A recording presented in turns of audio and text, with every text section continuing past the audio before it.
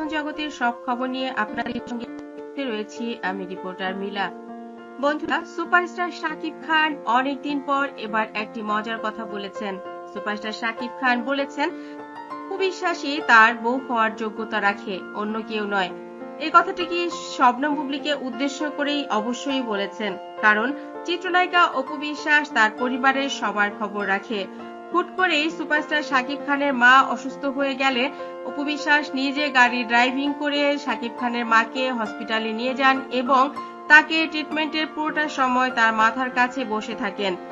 হঠাৎ করেই দূর থেকে শাকিব খানের বোন মনি জানতে পারেন তার মায়ের অসুস্থতার কথা এবং জেনে তিনি আসতে আসতেই শাকিব খান এই খবর পেতে পেতেই হসপিটাল থেকে শাকিব খানের মাকে বাড়িতে নিয়ে আসেন শাকিব খানের স্ত্রী চিত্রনায়িকা অপু বিশ্বাস। মনি এবার শাকিব খানকে ফোন করে বলেন, দাদা, জীবনে কত বড় ভুল করেছিস, এবার বুঝতে পেরেছিস কতটা আপন আমাদের বৌদি, কত ভালোবাসায় আটকে রেখেছিল আমাদের পরিবারকে, মাকে কতটা যত্ন করে, কতটা ভালোবাসে, কতটা শ্রদ্ধা করে। কোনো বউই এমনটা করে না।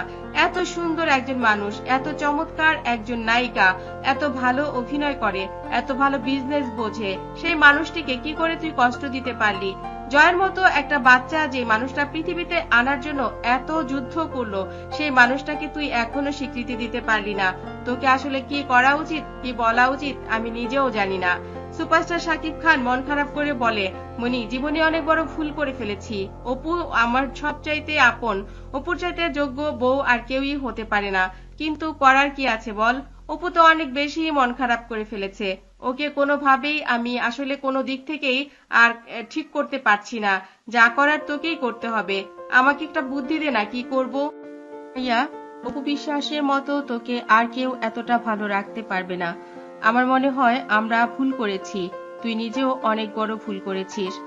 ভাবি তোকে কতটা ভালোবাসে সেটা আমি জানি।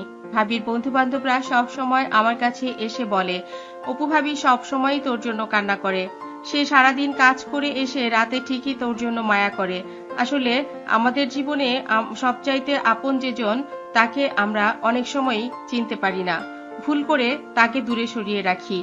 আমার মনে হয় এই ভুলটা তুইও করেছিস। শাকিব খান অবাক হয়ে বোনের কথা শুনেন এবং বলেন, তাহলে আমাদের কি করা উচিত? মনি বলে, ভাইয়া, তুই তো সবসময় আমার কথা শুনিস। ভাবিকে হাতটা ধরে সরি বল, তাকে ঘরে নিয়ে আয়। জয়ের জন্য হলেও আমাদের সেটা করা উচিত। ভাবি ভুল করে যদি অন্য কাউকে বিয়ে করে ফেলে, তখন জয়ের কি হবে? এবং তুই নিজেও তো ভালো থাকবি না। তুই নিজেও ভাবিকে কতটা ভালোবাসিস সেটা তো আমি জানি। বোনের দিকে তাকিয়ে বললেন, আচ্ছা, দেখা যাক। বন্ধুরা, এই ভিডিওটি আপনাদের কাছে কেমন লেগেছে অবশ্যই কমেন্ট করতে ভুলবেন না। ভালো থাকবেন, ভালো রাখবেন প্রিয়জনকে। ধন্যবাদ আবার।